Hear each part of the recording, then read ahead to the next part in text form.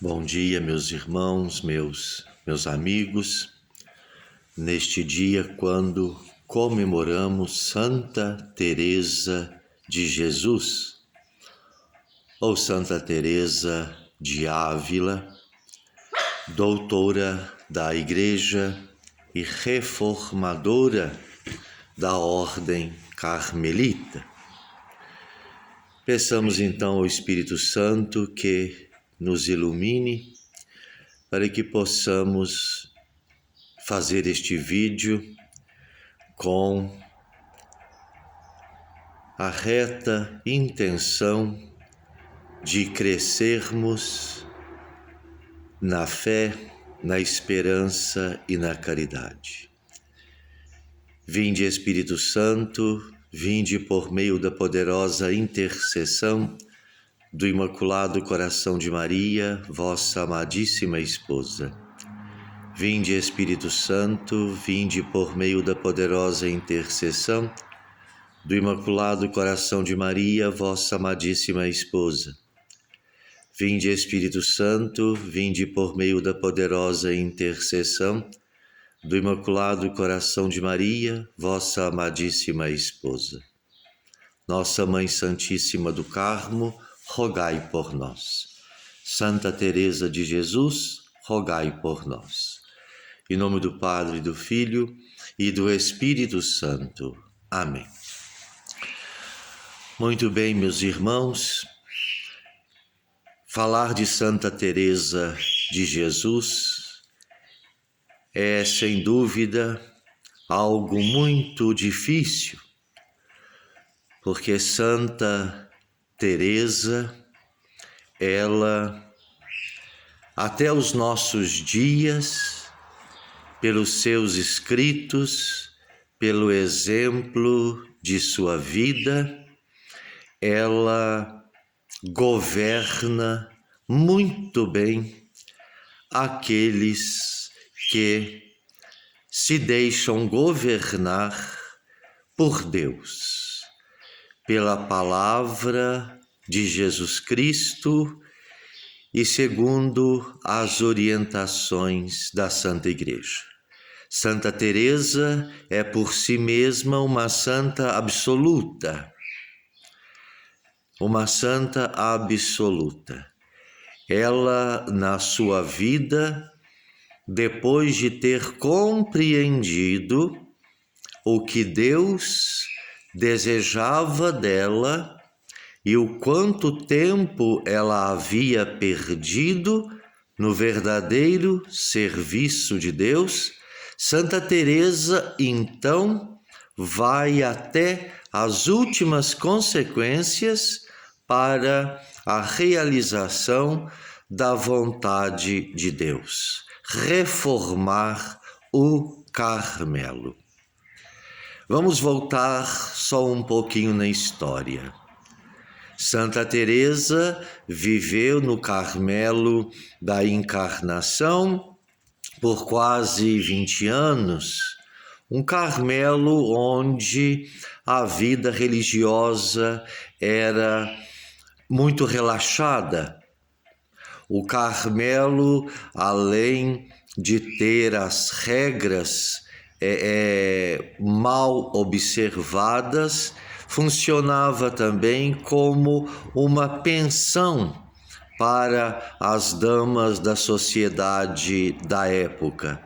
Portanto, as freiras não tinham aquele ambiente propício para uma vida de recolhimento, uma vida de oração, uma vida carmelita. E Santa Teresa vive neste contexto por muitos anos, até que, depois de ler as Confissões de Santo Agostinho, Santa Teresa é tocada pelo Espírito Santo e, daquele momento em diante, o coração de Santa Teresa se torna, como ela mesma vai dizer, um campo de batalha. E não foi fácil para aquela monja, não é? Empreender a reforma que Deus a inspirava. Nós temos que separar muito bem reforma de reformista. Hoje em dia, o que nós mais temos são reformistas,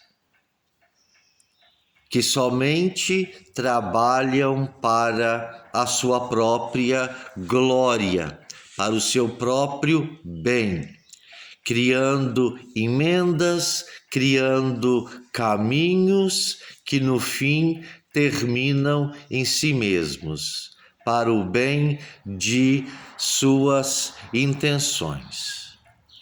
Santa Teresa foi o contrário. Santa Teresa foi uma reformadora, ou seja, ela restaura aquela observância original própria dos carmelitas.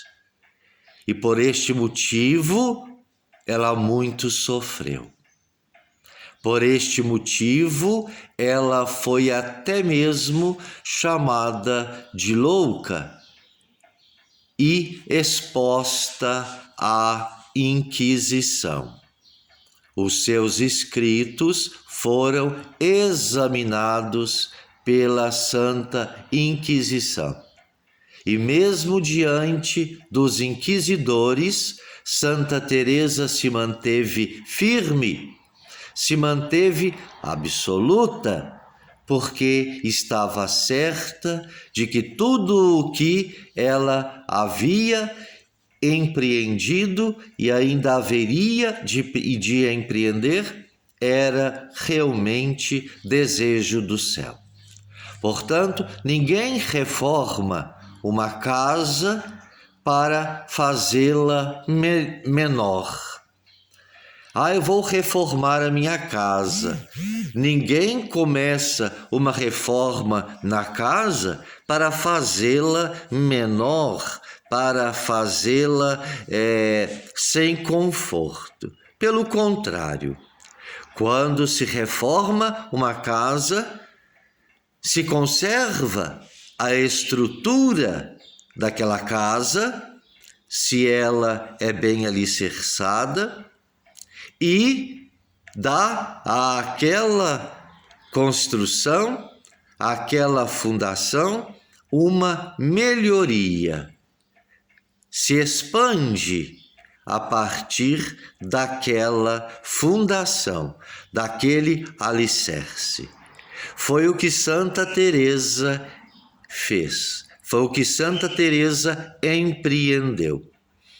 Ela conservou a fundação sobre a qual gira toda a vida carmelita, a pedra fundamental da nossa regra primitiva, e ela expandiu esta observância aos diversos mosteiros que ela foi fundando ao longo da sua vida. Portanto, Santa Teresa resgatou as nossas origens e as viveu. E fez com que muitos a vivessem, não só na sua época, como até nos dias de hoje. Por isso, a ordem carmelita teresiana, por assim dizer, nós chamamos de a ordem reformada ou dos carmelitas descalços. Mas somos uma só família. E mesmo o Carmelo calçado, o Carmelo de onde Santa Teresa sai, né, no sentido de sair do lugar, do convento da encarnação. Santa Teresa de modo algum sai do Carmelo. Santa Teresa apenas reforma o Carmelo. Ela não foi uma reformista politiqueira. Ela, quando empreende a reforma e ela faz florescer novamente na igreja a regra primitiva, ela traz para si e para suas companheiras uma vida mais árdua, uma vida mais penitente, uma vida mais difícil, uma vida de maior solidão. Portanto, ela não faz uma reforma para se beneficiar dos regalos e dos mimos daquela reforma para o seu interesse próprio. Ela faz a reforma para trazer maior dificuldade, para testar a vocação.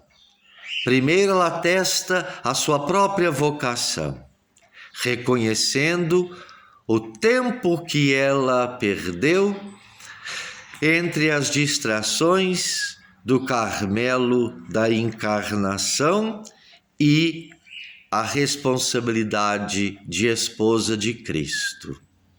No primeiro Carmelo fundado, o Carmelo de São José, Santa Teresa viu ali como que uma primeira comunidade, como aquelas que se formaram até mesmo no Antigo Testamento, de onde nós saímos.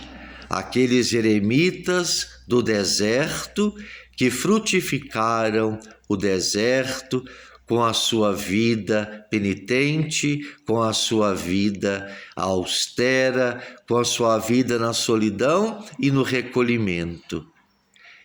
Este é o espírito carmelitano. Muitas vezes Deus nos lança no deserto, não para que soframos, não para que padeçamos os rigores do deserto, mas para nos purificar e, sobretudo, testar a nossa vocação, testar a nossa força de vontade, testar o nosso amor a Ele. Deus muitas vezes nos envia, como enviou tantas provações a Santa Teresa, a ponto de ela dizer que as almas mais agraciadas, quanto mais a alma ama a Deus, tanto mais Deus as cumula de tribulações, para no fim fazer triunfar sobre elas o seu amor absoluto, envolver aquela alma com toda a força da sua divindade, transformando-a até da planta dos pés até o último fio de cabelo, porque Deus nos quer na sua totalidade, na nossa totalidade. Deus nos quer integralmente. E Santa Teresa, como viveu esta realidade? Santa Teresa de Ávila, nós passaríamos aqui o dia inteiro falando sobre ela, porque foi uma mulher que viveu. E uma mulher que escreveu muito. Por obediência, ela escreveu o livro da sua própria vida, as suas experiências mais íntimas com Deus, as suas experiências místicas. Ela sofreu muito, inclusive, ao escrever este livro, porque ela desejava que tais experiências ficassem em segredo, que tais experiências estivessem somente concurso entre ela e Deus. mas por obediência ela escreve o livro da vida. E ali ela nos conta as extraordinárias experiências pelas quais ela passou, como também nos conta os sofrimentos que ela experimentou. Portanto, deixemos muito claro o que é uma reforma e o que é um reformista. E dentro disso, nós podemos também citar uma célebre frase de Pio XII, que vai dizer: quando a Igreja ou a pátria correm risco, não é lícito ao cristão se conservar calado. João Paulo II vai dizer que a Igreja não precisa de reformadores. A Igreja precisa de santos, porque é a santidade que promove a reforma. Primeiro, reformando a nós mesmos. Primeiro, consertando a nós mesmos. Talvez seja a reforma mais difícil, porque nós temos que derrubar paredes, nós temos que derrubar muros, nós temos que sair da nossa zona de conforto. Mas essa reforma é necessária. Para que se construa, é necessário derrubar, e sobre aquele edifício, como eu disse no começo, construir algo melhor. Porque nós não perdemos a essência, nós não perdemos a pedra fundamental, que é a nossa alma, que é a nossa vida imortal, que é o nosso batismo. É sobre esta pedra fundamental que nós haveremos de edificar a nova construção, a nova reforma empreendida na nossa vida, derrubando os vícios, derrubando aqueles defeitos que nós insistimos em manter. Ah, meus irmãos, como é difícil. Não é nem um pouquinho fácil. É muito mais fácil nós, de certa forma, ajudarmos os outros, porque quando nós enxergamos o defeito dos outros, é como o nosso espelho. Nós vemos nos outros o nosso defeito. Agora, quando se trata de nós olharmos no espelho para enxergarmos a nós mesmos, a coisa muda. A coisa muda e muda drasticamente. Porque é muito difícil nós vermos a nossa própria feiura. É muito difícil nós vermos a nossa própria fraqueza. Mas, meus irmãos, a conversão nasce justamente desta visão, deste contato. Portanto, é necessário derrubar as paredes que estão prestes a cair, porque de uma hora ou de outra essas paredes vão cair. Então nos adiantemos a derrubá-las, se necessário for, para que possamos realmente construir o novo edifício, não uma torre de Babel, não as muralhas de Jericó, mas o edifício do homem novo, morto e ressurgido com Cristo pelo batismo. Foi isso que Santa Teresa fez. Foi este legado que ela nos deixou. Trabalhar a nossa santificação, como ela escreve no Castelo Interior, figurando os estágios da nossa conversão como salas, como aposentos que nós vamos entrando para que nós cheguemos até a sala onde o noivo nos espera, para que possamos fazer o nosso céu na terra, para que possamos encontrar Jesus Cristo, nosso Senhor. A partir do momento deste encontro, não um encontro frenético, não um encontro de estardalhaço, não um encontro, como dizem aí, vou ser batizado no fogo do Espírito Santo, vou ser batizado nisso, essas invenções, principalmente da renovação carismática, o novo batismo do Espírito Santo. Não existe isso. Nós já fomos batizados. Batismo não se anula. Batismo não se repete. Batismo é um só. Inclusive, a igreja é muito prudente quando alguém de outra denominação cristã resolve se converter. A igreja é muito prudente em analisar a forma como foi feito aquele batismo, porque em muitos casos a igreja reconhece que aquele batismo foi válido.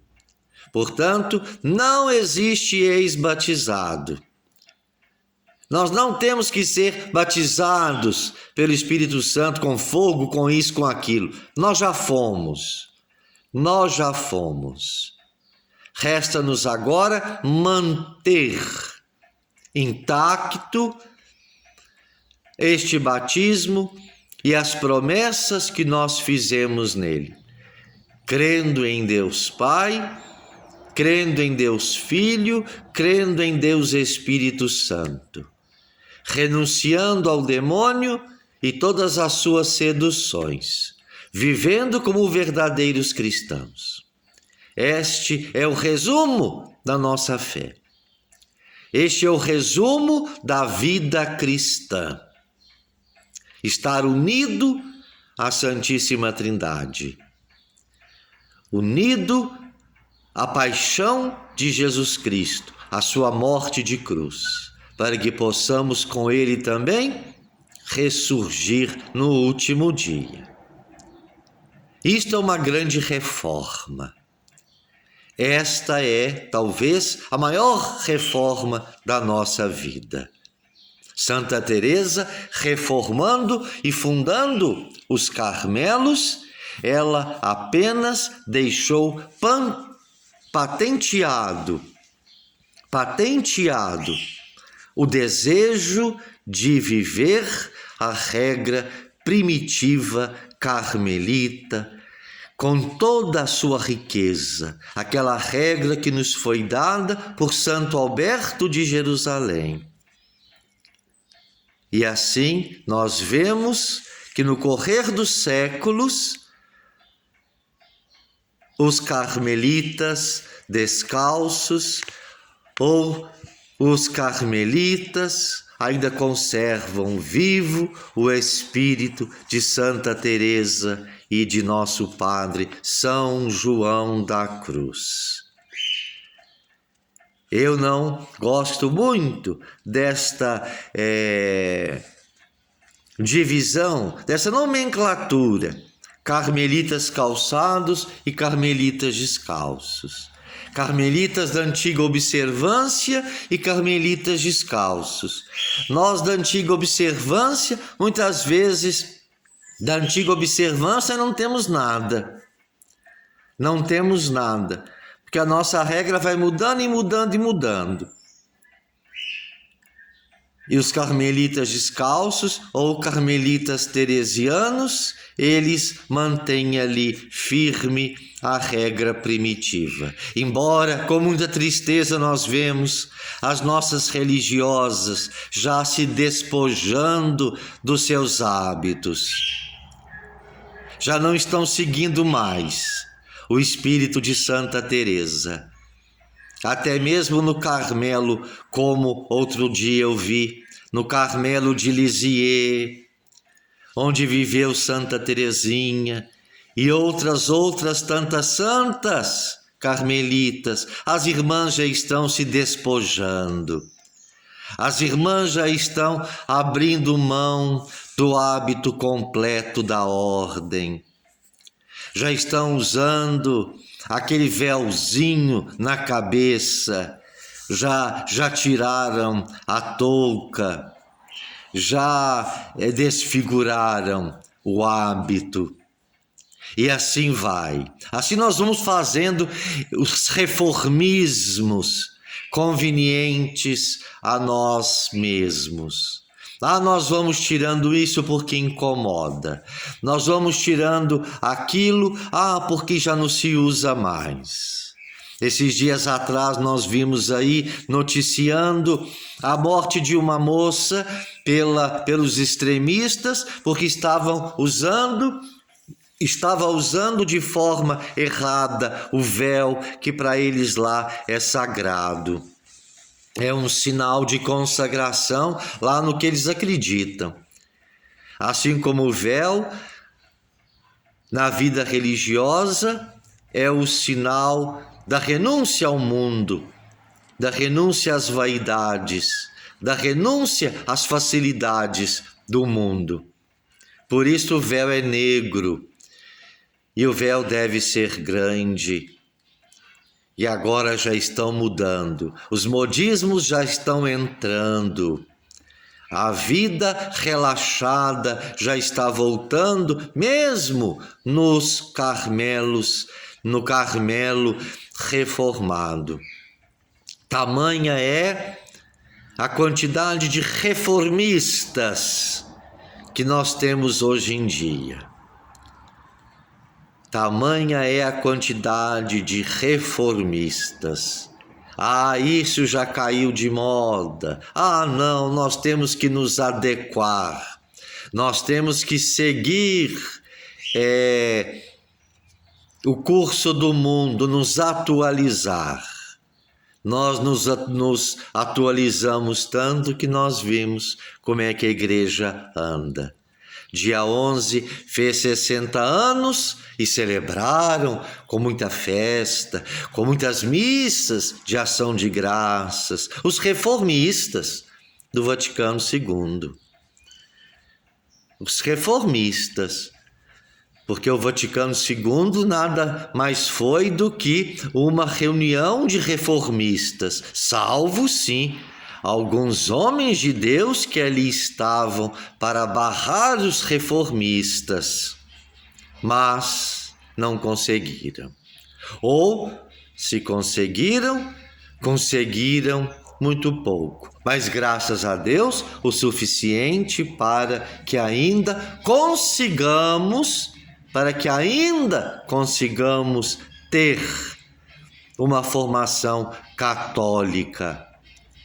Como eu sempre digo, Monsenhor Marcel Lefebvre, que graças a ele nós ainda temos a Santa Missa Tridentina. Graças aos seus escritos e aos seus discursos, aos seus sermões, nós ainda temos aonde beber da fonte original da Santa Igreja. Por isso, meus irmãos, coloquemos hoje para nossa reflexão. Eu sou reformador ou eu sou reformista? Eu preciso me reformar.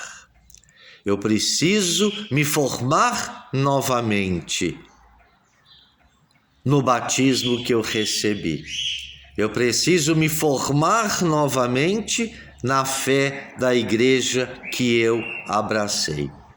Eu preciso me formar novamente na vida católica que eu recebi de Deus. Portanto, meus irmãos, Santa Teresa nos ajude. Santa Teresa nos inspire a uma verdadeira reforma que nos leve a Deus e não aos nossos próprios e mesquinhos interesses. Em nome do Padre, e do Filho, e do Espírito Santo. Amém.